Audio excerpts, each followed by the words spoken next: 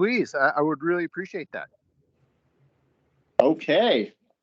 And no video, Josh. We would love to see you in action out there in target range, but there he is. There he is. Spreading manure. Is that? Look at that.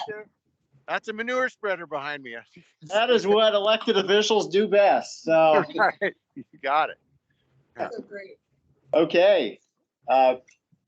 Thanks, Josh. Thanks, Juanita. We have a full house here. Annie, would you be so kind as to do roll call?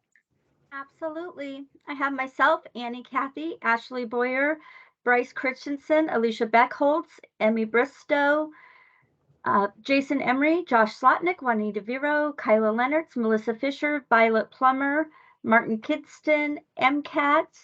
206, we have Commissioner Strohmeyer, Chris Lounsbury, Ann Hughes, Vincent Pavlish, Allison France, and Bradley Seaman. Thanks, Annie. Is there any public comment on items not on today's agenda?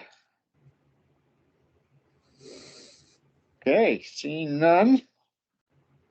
We have nothing on the consent agenda. We have a number of action items today, which we'll roll right into, and it begins with Bryce. Hey, good morning. Can you hear me all right? Yes. All right. So yeah, we have a cooperative agreement with the Lowland National Forest that's in the amount of $13,750, and this is for us to collaborate with them to help them develop a weed-free gravel monitoring program and certification program. So the aggregate material that they're putting out on projects across the forest within Missoula County will be weed-free, and they won't be moving weed seeds around that will have to be treating in other sites. So, and it models protocols that have already been set with the North American Invasive Species Management Association and Department of Agriculture. Okay, that sounds like a good idea. Any questions, Josh or Juanita? No, I'm glad we can be part of it. Participating in. Okay, Juanita's anticipating something. No, I was either seconding or moving. I couldn't tell what Josh did. Oh, I just said I was glad we were participating, and I move we approve this. Okay. And Sorry, I believe connection's bad. Second. any further discussion or public comment on this item?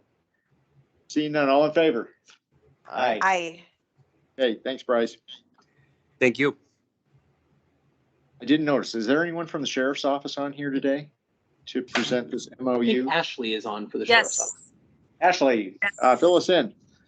Good morning. I'm Ashley Boyer with the Sheriff's Office, and I'm actually here with Sergeant Prather. Ryan Prather with the Sheriff's Office. Hello, everybody. Morning. What do you have for us? We are asking that the commissioner sign the memorandum of understanding so that the Sheriff's Office can apply for continued funding for the Five Valleys Drug Task Force.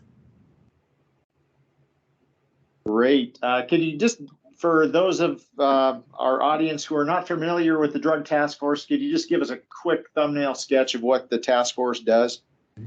Oh, sure. Well, this funding helps to fund the Sheriff's Office detective that's attached to the task force. As the Five Valleys Drug Task Force, we partner with, well, the memorandum of understanding is actually with several area sheriff's office, so Granite County, Lake County, Mineral County, Ravalli County, as well as the Confederate Salish and Kootenai Tribal Police Department. Additionally, our detectives with the Five Valleys Drug Task Force is attached to the Missoula Drug Task Force, which has federal partners. So this just enables us to really expand our reach and work with state, local, federal agencies to help stop the flow of drugs within Western Montana. It's a continuous program, and it's been very productive. Folks are very proactive, and they're doing a great job at it. And we appreciate the continued support of this program. Thanks. And we appreciate your work. Questions, Josh or Juanita? No, I'm glad we can be part of this too. Likewise. And Sergeant Prather, how many years have we been doing this?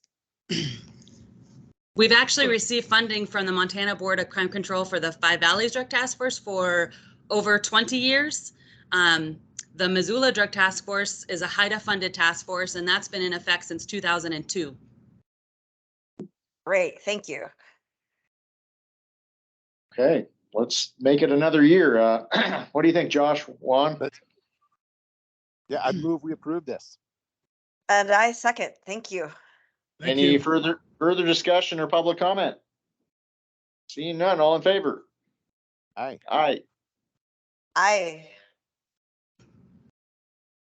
Okay, that's at least two of us. So We got it. the manure spreader's all clogged up. I Oh, think that was Josh's- an aye on my side too. Oh, okay, okay. Very good. Thank you very much. Thank you. thank you. Bradley, we have precinct boundaries. Yeah, before you today is a resolution to adopt new precinct boundaries. Every 10 years after the census, the state districting and apportionment commission will define new Senate and House boundaries. Within there, we will update at the county level precinct boundaries. There's a 45-day timeline from when those maps are adopted for counties to go through and update those precinct boundaries. A precinct boundary is the smallest geographical boundary used in an election. It has two main functions. It defines a ballot style in a federal election, and a ballot style is that unique item that you get to vote on. It also helps with that rotation of candidates. And then the other thing is that each central committee is able to elect a precinct committee man and precinct committee woman for each of the different precincts. As we went through this process, we utilized census block data, voter counts, and worked with ongoing legislation that is still working its way through the legislature, defining the maximum size of precincts for voters, as well as when you would need to redistrict and how often that would take place. We worked really hard to make them as even as possible, keeping most precincts in the urban areas at about 2,000 voters. As we move forward to the rural areas, the geography, the mountains, the rivers, the wilderness areas really make it harder to keep those larger precincts. So we also tried to utilize existing precinct boundaries where we could. Missoula County had 52 precincts when this was done in 2013. With this proposed map, it does increase to 63 precincts, so 11 additional precincts. But with the population gains we've seen in Missoula County, that's really commensurate with the growth. As we look at this, this is the start of this discussion. So we are required to update these boundaries in 45 days from the adoption at the Secretary of State for the House districts. We have a great plan to go through and work with the public, take in comment, and really say, hey, which precincts should vote at which polling locations? Are there any minor updates that would be really beneficial to the communities, as well as what polling places will we have? So after this upcoming school election, we'll be really working hard to present a series of public meetings, take in comment, and hear that all as we decide what we'll have for polling locations for the 2024 elections. So Bradley, just to be clear, what we're adopting today is not the final map, or? So this map will be valid as soon as it's adopted, but we are planning to have a lot of public discussion about which precinct boundaries, where they lie, and specifically polling locations. As we've seen a drastic increase over the last 13 years of vote by mail voters, we want to make sure that polling locations and which precincts vote where is a really public discussion that we can have. So we're planning another set of discussions. It's just with the 45 days between the legislature adopting these maps, that being submitted to the Secretary of State. And now we needed to have these boundaries established. And from there, we want to really take our time, work with the public, and make sure that it's equitable for everyone. Thanks, Bradley. I just want to make sure I'm understanding this right and make sure that the word gets out accurately. These lines were drawn by the state, not by us. The piece that's up for us to decide is where the specific polling locations are, not where the lines for the precincts are. Is that correct? No, the state will draw the House and the Senate districts. Right. Okay. The precinct boundaries are divisions within those House districts. And so utilizing the number of voters within each precinct, we drew this as a preliminary map to say that these are the new precincts that we will be using, but we want to have a very robust discussion around it. So we're planning a public comment period throughout June to be able to say, hey, is this the best possible area? With 45 days, we didn't feel we had the time.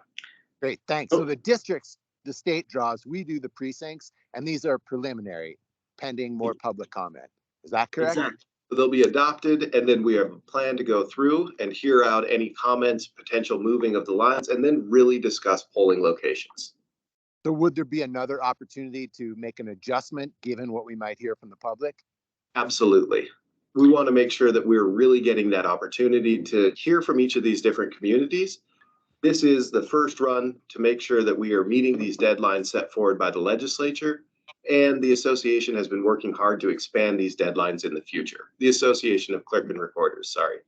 So if after public engagement, it makes sense to adjust some of the boundaries, we'll be adopting an amended map in June or at some point. Exactly. After some public comments, some great discussions and figuring out what that might look like, we'll go back and do another round of this.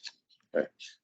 Bradley, could you describe Bradley, what? is this clear? Oh, sorry, Josh. I was just gonna ask, is this, I can't find it in the text. Like, is it clear that this is just preliminary? It makes it sound like it's just reading through the action request. It The makes it map sound actually, like, the map I'm looking at, Juan, actually says preliminary precinct redistricting.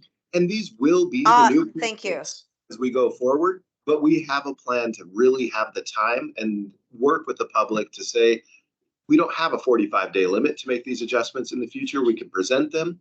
We've worked closely with our GIS department so we can present these maps out, give detailed information to voters and interested parties, and then hear those comments back and make another round of adjustments. So Bradley, Could you describe what that public process is going to be like on considering these precinct boundaries? Yeah, in June, we'll have a great discussion that this is our map. So once adopted, these will be our precincts. These are our maps. We want to hear from the public to say, does it make sense to move the boundary between precinct 3 and precinct 4 to another block, another area? And then as we go through that, this is what we're looking at for voting locations for each of the different precincts, where those voters will go to vote. When we go through elections, one of the biggest items that we see of interest is where people go to vote, not necessarily what ballot style they have. By law, they will all be voting on the same House district members. It does impact some of those central committees, and we've worked closely to inform those central committees that we're doing this process and going to hear more. So in June, we'll present that forward. End of June, we'll open a public comment period. And in July, we can go back in, hear those public comments and say, this really makes sense. This is a great idea, and present another round of maps based off of that. Could you, Bradley, and maybe this is what where you're going with your question, Josh. Bradley, could you explain a little bit more about what, I mean, specifically the opening of the public comment period? Is that something that we're just going to announce using our online outreach platforms, email blasts? Will we have public meetings? So, yeah, Bradley and I have been talking, and we're going to let him and his team get through the next election, and then we'll public hearings, obviously, Missoula County Voice. Okay. Yes. Posting into our website, working with central committees as an interested party. And then having that opportunity, really similar to when we made the decision to go central count. Making sure that there's a good public comment period, making sure that we're doing everything we can to let people know, and then going forward and utilizing the best information we can gather. Okay. More to come. More to come.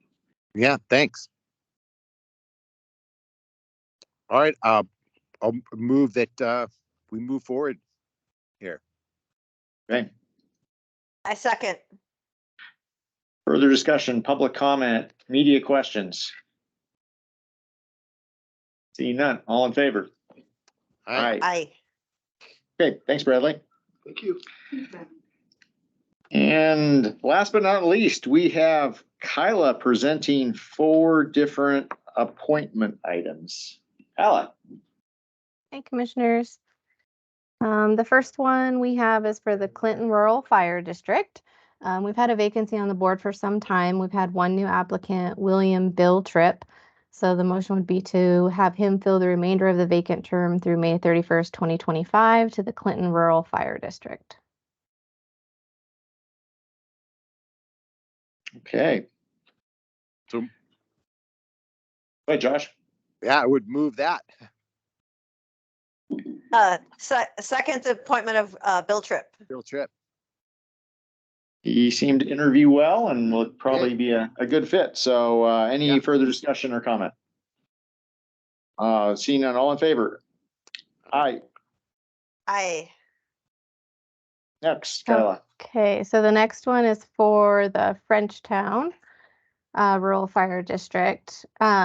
We have a current board member, Ben Martello, who sent a letter of interest after he missed the special filing deadline. He wants to continue serving and he is eligible to continue serving. So this would be to reappoint Ben Martello to a 3-year term through June of this year, 2023, through May 31st, 2026, to the Frenchtown Rural Fire District. Okay. Okay, I'd move that we reappoint Ben Martello. Second that. Further discussion or comment? Seeing none, all in favor? Aye. Aye. Thanks. Next. Next is for the compensation board. This is just an official motion to appoint Karen Harrison to fill the vacant remainder of the citizen term, which is actually through July of 2023, and then to reappoint her to a new 3-year term through July 2026 to the compensation board. Because we all know she's getting bored already in retirement. Dan, We're pretty fortunate to have somebody with all that HR experience who wants to be part of this. So lucky. All right, I would move Oh. that Karen Harrison be part of the compensation board. Second. Further discussion or comment? Seeing none, all in favor? Aye. Okay, and finally, Bonner Milltown. Yes. Finally, Bonner Milltown. We've had a couple regular member seats become vacant. One's been vacant for some time, and then we have an alternate seat that's vacant. We had 2 new applicants, Karen James and Jane Kipp. So the motion would be to appoint one of them to fill the remainder of the vacant term, one of the vacant terms, which is through May 31st, 2025. And the second appointment is to appoint someone right now and appoint them through May 31st of this year, and then to reappoint them to a 3-year term through May 31st, 2026 to the council. Okay, so both Josh and I interviewed both of these individuals. Let's see here. So Karen has, who is super motivated, has only been a resident of the area a short time. I believe that, who's our next one here? Jane has attended many of their meetings out there, has lived in the area for in Missoula County for 31 years. So, Josh, what did you take away from the interviews? I thought both these folks were just the kinds of people we want to be holding these positions, and I'm grateful both of them have put their name in. Dave, do you have a sense of which one should do the shorter term and which should do the longer term? So I guess I would be inclined to give the longest term opportunity to the person who's been involved in the community council the longest, Yeah. and that would be Jane. And then the shorter stint, maybe to Karen. To Karen, yeah, that sounds good to me. And I'm sorry, I got confused. I thought there was 2 vacant member seats and 1. Are there 3 seats we're looking for here, or just 2? There's 3 vacancies, Juanita, but there's really only 2 applicants, so it's best to Okay. appoint to the full member seats. I follow you now. Thank you so much, Kyla. So if we went this route, and Kyla, correct me if I'm wrong, the motion would be to appoint Karen to the vacant term through May 31st, 2025, and Jane to the new 3-year term through May 31st, 2026. Does that sound correct?